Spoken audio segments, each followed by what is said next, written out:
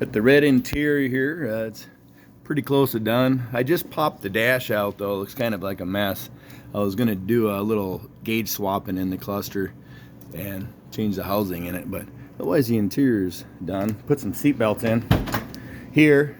The other day I bought these seat belts because these are actually just generic seat belts, retractable seat belts, 3 points they call them. Because the original ones, when you buy them, the GM ones, they really rack up your pocketbook, and they so these were only like $42 for the pair of them. And all I had to do, I made myself, I don't know if you can see it, the light on here. I made myself a little bracket where it originally hooks up. I just put a couple 5/16 bolt with I think this is 1/4 inch thick steel. You want to use at least that, and then I drilled and tapped the hole to put the end in. So that wasn't too bad. And then this bottom piece, I just put a little 90-degree, oh, you can't really see it. I put a little 90-degree piece in here.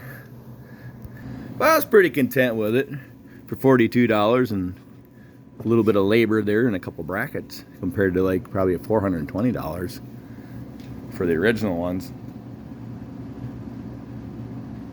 But right now I'm working on doing a trunk interior in this. I bought a trunk interior one time, I believe, from TMI. I think it was TMI. They're like over $1,000 now. And it was a panel. You just got one back panel. It was pretty much like a throw-in set. A back panel, 2 side panels, and then they had a 90-degree piece that laid in here. And then they give you a piece of carpet. It had like a design on it, which actually fit pretty good for a 70 Chevelle. But price of being pretty spendy. You can buy these cutouts in wood here for like a couple $100 off the internet, and then you take them to your upholstery shop. But I wouldn't really recommend doing that.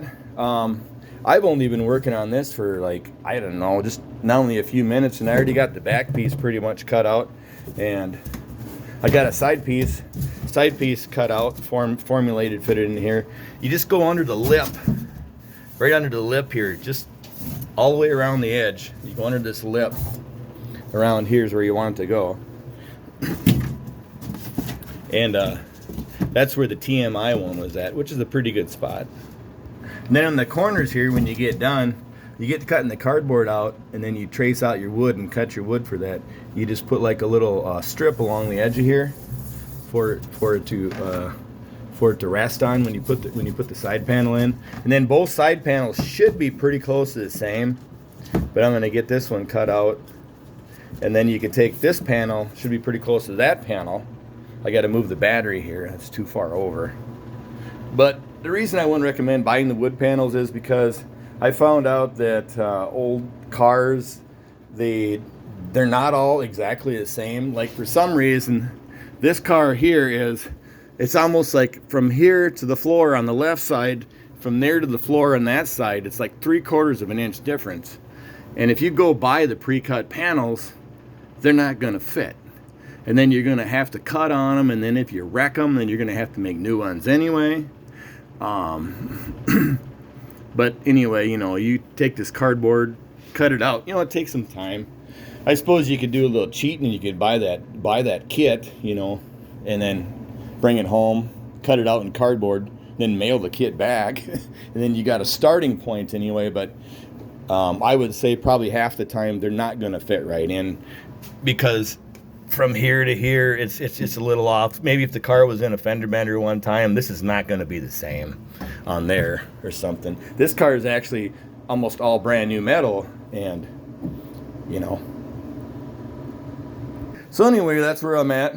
Got the paint all done on her. Got the hood on, hood popped down there. But yeah, as soon as I get my dash in there, she's gonna be pretty well finished up here. I got a steering wheel I'm gonna go with. I love this. I use the Trans Am steering wheel in there. Trans Am steering wheel / GTO steering wheel. I've had some of these from some parted out cars already, this extension piece, because this is flat, so you have the extension on there, and then there's this little piece here that sets in there. That's for the horn, and then an extension.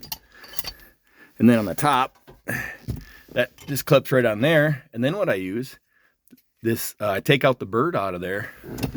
If you can see it, I pop the bird out, and this SS emblem I put in there is actually off of I think a 71 or 72 optional SS Chevelle steering wheel, and then I stick that in there. Got the old school mags on her. The US, I think they call them, what is it, 101? Aluminum polished wheels.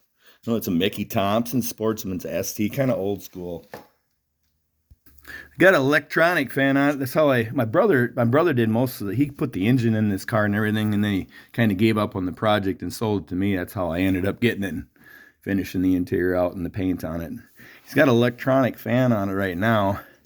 I'll probably just leave that on there for now. I thought about going to like a flex fan, but I think we'll just leave it for now and see if it all works for me. But yep, a little more lighting on here, but yeah, it pops pretty good. I got a quick fuel carburetor in there. Drag carburetor, hopefully. Put an HEI in there. Put new red spark plug wires. The heads on this engine are actually, they're oval port heads, like I think off a 71 Chevelle.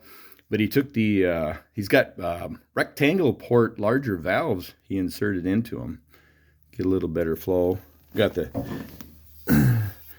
hooker headers on there, the big tubes. It's got 3-inch exhaust all the way to the back.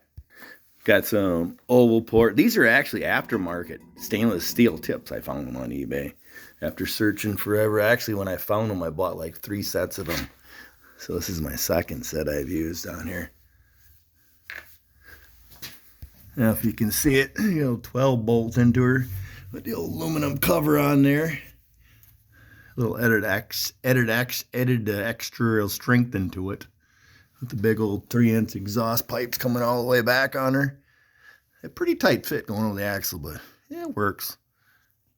Then I went with I found some cool, just decal SS 454 stickers. And I thought, well, that worked pretty good. Hell, I got decals. I had to get 50 decal stars, put them on there, clear colored them, polished, cut and buffed them out. This I just stuck on there, but it looks pretty good. Got the regular metal ones on the hood here, the cowl induction. Those are simple. The holes are out of the hood. The holes are already pre-drilled and they're sticky on the back. And I just boop, boop, stuck them on there. Got the little flipper door on there. So it won't be long. She'll be ripping down the road. It's a couple days, it's going to be December out. But we're pretty lucky there hasn't been any snow yet. So to speak of, a couple flags come down, but forecast so far looks good for a couple weeks.